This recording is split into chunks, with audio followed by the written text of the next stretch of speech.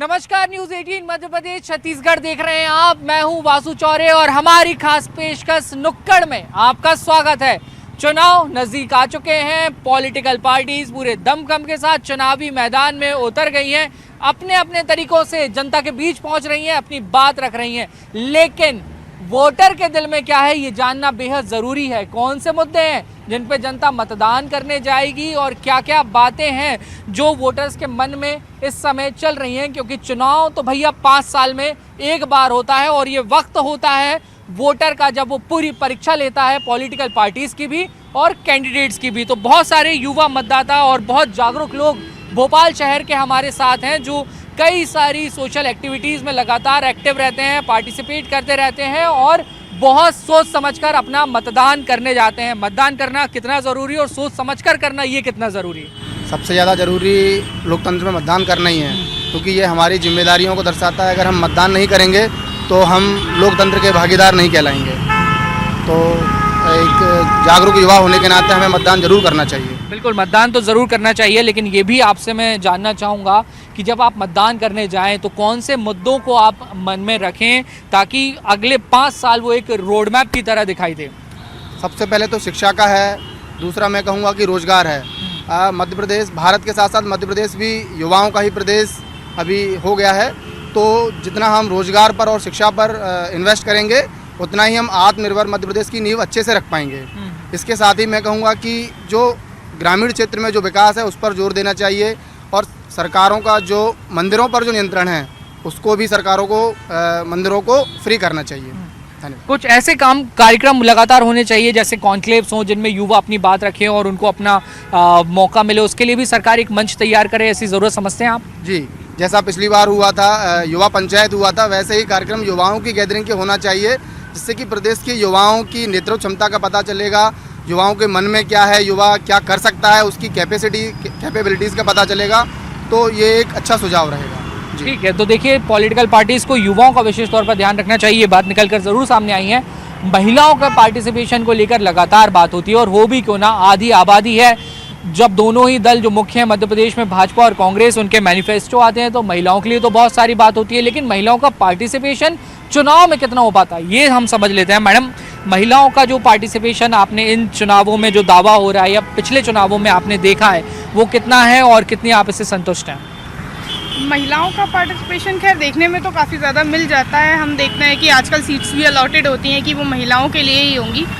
उससे ये तो समझ में आता है कि महिलाएं अच्छे से पार्टिसिपेट कर रही हैं, पर प्रॉब्लम यहाँ भी आती है कि उनके पति राजनीति कर रहे हैं। आपको सरपंचनी बाई तो महिला दिखेगी, लेकिन राजनीति तो सरपंच ही कर रहा है। तो मुझे लगता है कि महिलाओं को आगे आके बात करनी चाहिए और महिलाओं को खुद चीज़ें हैंडल करनी चाहिए, क्योंकि घर तो वो संभालती हैं, आगे भी संभाल सकती हैं। घर तो संभालती हैं, देश और प्रदेश भी संभालना चाहिए। बिल्कुल सही कह रही हैं आप। थोड़ी सी जिम्मेदारी महिलाओं की ये भी है कि वो घरों से निकलें, वोट देने जाएं। महिलाओं में जागरूकता आई है? जी बिल्कुल, इस बात की तो काफ़ी जागरूकता दिखाई देती है, क्योंकि महिलाओं को भी काफ़ी ज़्यादा बेनिफिट्स मिलते हैं चुनाव से। और हम आजकल देखें तो अपने ही स्टेट में काफ़ी सारे एग्जांपल्स हैं इस चीज़ के कि महिलाओं को वोट से और इलेक्शंस में क्या हो रहा है उससे काफ़ी ज़्यादा बेनिफिट्स दिखाई दे रहे हैं और लड़कियों को भी काफ़ी ज़्यादा बेनिफिट्स हैं। तो देखिए महिलाओं का पार्टिसिपेशन बढ़ा है और एक बात पर मैडम ने ज़रूर ध्यान आकर्षित किया है कि महिलाएँ जब चुनाव जीतती हैं तो कमान भी वो खुद ही संभालें। सरपंच पति, विधायक पति, इस तरीके की जो बातें निकलकर सामने आती हैं अब वो खत्म होनी चाहिए। और भी हमारे साथ साथी हैं, उनसे हम बात कर लेंगे। जब हम चुनाव में मतदान करने जाते हैं तो आपके लिए प्राथमिकता क्या होती है? पॉलिटिकल पार्टी को देख के वोट देना या फिर एक उम्मीदवार को देखकर वोट देना? मेरे लिए तो यही है कि एक अच्छे उम्मीदवार को देखकर हमें वोट देना चाहिए, किसी पॉलिटिकल पार्टी को नहीं, भले वो पॉलिटिकल पार्टी कोई सी भी हो। अगर उसके उम्मीदवार अच्छे होंगे तो हम पॉलिटिकल पार्टी तो फिर ऑटोमेटिक आ ही जाती है। बाकी उसमें रिजर्वेशन हटना चाहिए, जो रिजर्वेशन है उसको हटा करके हम मतलब अच्छे एक उम्मीदवार को वोट देंगे तो हमारे आगे शिक्षा पे भी बहुत काम होगा और युवाओं पे भी, रोजगार पे बहुत काम होगा उससे। तो एक अच्छे मतदान को ही हमें वोट देना चाहिए। तो एक अच्छे उम्मीदवार को चयन करें आप, ये काफ़ी ज़्यादा इम्पोर्टेंट हो जाता है। महिलाओं की लगातार बात होती है। पॉलिटिकल पार्टीज़ में हम अक्सर ये देखते हैं कि जब टिकट वितरण होता है तो बहुत सीनियर नेता होते हैं, उनको टिकट मिलता है। युवाओं को कितना पॉलिटिकल पार्टी महत्व देती हैं और अभी तक के चुनाव में जो यूथ को टिकट का एक अगर पार्टिसिपेशन देखा जाए तो उससे आप संतुष्ट हैं या चाहते हैं कि और यूथ को टिकट दिया जाना चाहिए? बिल्कुल यूथ को टिकट दिया जाना चाहिए, क्योंकि यूथ यूथ ही जानता है कि किस तरह से यूथ के लिए क्या करना है हमें। तो साथ ही यूथ को पता है कि उसके लिए रोज़गार कितना इंपॉर्टेंट मुद्दा है। रोज़गार के लिए नियमित तौर पर भर्तियां होनी चाहिए, जो कि अभी पिछले कुछ सालों से प्रभावित ही। कोरोना में 2 साल प्रभावित हुए, कई लोगों ने कोरोना के 2 साल पूरी तरह से हटा दिया अपनी लाइफ से, क्योंकि उस दौरान ना तो किसी प्रकार की कोई नियुक्ति हुई है, ना कुछ हुआ है। साथ ही एक नियमित तौर पर नियुक्ति के लिए एक कैलेंडर फिक्स होना चाहिए, जिसमें जनवरी में अगर किसी चीज़ का नोटिफिकेशन निकलता है तो दिसंबर एंड तक उसकी नियुक्ति हो जानी चाहिए। तो ऐसा अभी फ़िलहाल कुछ नहीं हो रहा। जो हमारा लक्ष्य होता है, जैसे पिछले साल कहा गया था कि इस 15 अगस्त तक 1 लाख लोगों को नौकरी दी जाएगी, लेकिन अभी तक ऐसा कुछ लक्ष्य को हम हासिल नहीं कर पाए हैं। साथ ही देखा जाता है ट्रांसपेरेंसी की कमी की वजह से नियुक्तियों में फर्जीवाड़ा देखा जाता है। कभी अगर किसी का एग्ज़ाम निकल जाता है तो वो इंटरव्यू के दौरान रह जाता है या उसकी ज्वाइनिंग नहीं हो पाती है। तो इस चीज़ को देखने के लिए मतलब युवा नेता ही इस चीज़ को आगे लाके इन मुद्दों को उठा सकता है। तो युवाओं का पार्टिसिपेशन जो है वो बहुत इंपॉर्टेंट है। एक नया ट्रेंड मध्य प्रदेश के चुनाव में भी इस बार देखने को मिल रहा है, वो है जातिवाद का। लगातार ये बात सामने आती है कि फलानी जाति को आपको साधना है, ये जातीय समीकरण साधना है, आदिवासी हैं, दलित हैं, ओबीसी हैं। ये पॉलिटिक्स आपको लगता है सही दिशा में जा रही है या फिर मुद्दों पर बात होनी चाहिए? नहीं, बिल्कुल नहीं। मेरे हिसाब से जाति प्रथा को लेके जहाँ पॉलिटिक्स चालू हो जाती है वहाँ पॉलिटिक्स हमेशा गलत दिशा में ही जाती है। और मध्य प्रदेश एक ऐसा राज्य रहा है जहाँ पे तथाकथित जाति की जो चुनाव प्रक्रिया है, चुनाव जाति को लेकर है, वो इतने चलते नहीं है यहाँ पे उत्तर प्रदेश या फिर बिहार की तरह। पर अमूमन हमें हाल फिलहाल में देखने को मिल रहा है कि जातिगत चुनाव यहाँ पे हावी हो रहे हैं। जैसे अभी कोई बोल रहा है कि हम जातिगत जनगणना कराएंगे, यहाँ पे फलाना जाति के लोग ज़्यादा हैं, यहाँ पे ज़्यादा हैं, और फिर वो जाति को वोट बैंक में बांटना चाहेंगे। तो मेरे ख्याल से जाति को हटा के मुद्दों पे ज़्यादा फोकस रहना चाहिए। मुद्दे जैसे कि रोज़गार, हेल्थ एंड हाइजीन, एजुकेशन, ग्रामीण क्षेत्र का एजुकेशन जो है, जैसा कि आप देखेंगे अभी इसरो ने सफल चंद्रयान 3 जो अपना लॉन्च करा, उसके जो डायरेक्टर हैं एस सोमनाथ, वो तमिलनाडु स्टेट बोर्ड से बिलोंग करते हैं। तो वैसे ही कुछ एजुकेशन प्रक्रिया मध्य प्रदेश की होनी चाहिए, जिसमें कि हर तबके का और हर जाति का बच्चा स्कूल से पढ़े और आने वाले टाइम पे इसरो का डायरेक्टर या फिर किसी भी और ऑर्गेनाइजेशन में बड़े पद तक पहुँचे। ये बहुत इंपॉर्टेंट बात आपने कही है। और अच्छा, एक डेवलपमेंट को लेकर एक हमेशा बातचीत होती हुई आई है।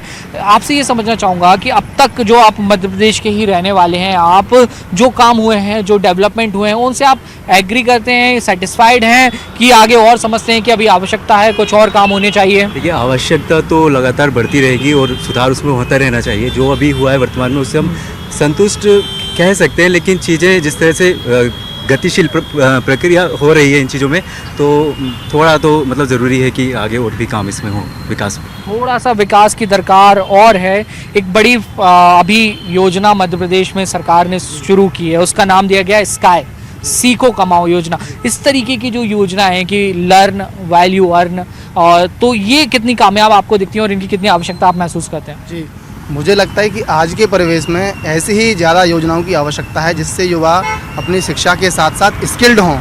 जब वो इंडस्ट्री का जो एक्सपोजर लेंगे तो वो एक्सपोजर एक अलग ही एक्सपोजर होता है, और उनका जो कैरेक्टर के साथ जो सॉफ्ट स्किल्स हैं वो भी बढ़ेंगी, तो रोज़गार वो देने वाले भी बनेंगे। तो आत्मनिर्भर मध्य प्रदेश की नींव रखने के लिए इसी तरह की योजनाओं की ज़्यादा आवश्यकता है। कानून व्यवस्था किसी भी सरकार की एक बड़ी जिम्मेदारी होती है। बतौर एक महिला आप पार्टिसिपेट कर रही हैं आज के इस प्रोग्राम में, सेफ एनवायरनमेंट महिलाओं के लिए क्रिएट हुआ है मैम?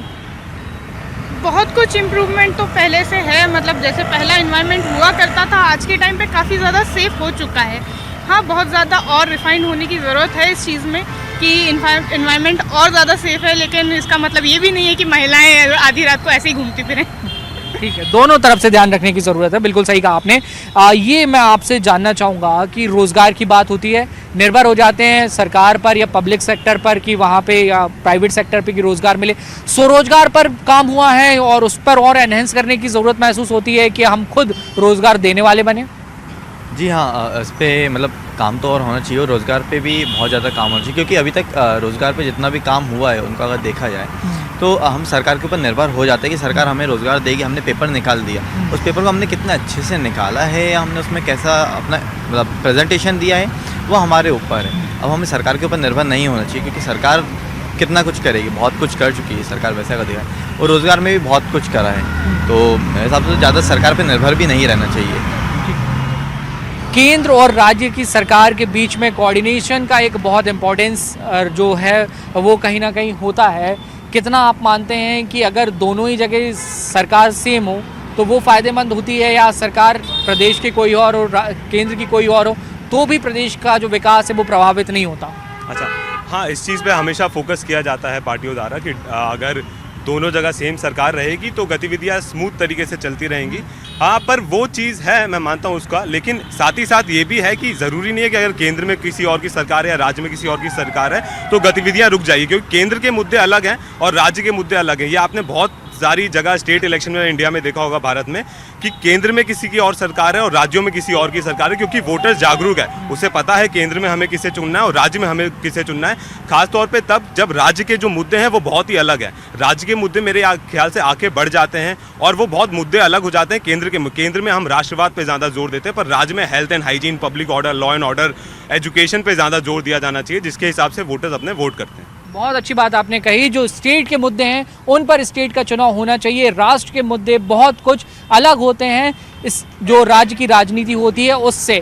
साथ ही हमारे साथ जो युवा मतदाता थे, जागरूक मतदाता थे, इन्होंने एक और बात पे जोर डाला कि चुनाव जो हैं वो मुद्दों के आधार पर होने चाहिए। उम्मीदवार का अगर आप चयन करें तो ज़्यादा बेहतर है, ना कि किसी दल विशेष को देखकर वोट करें।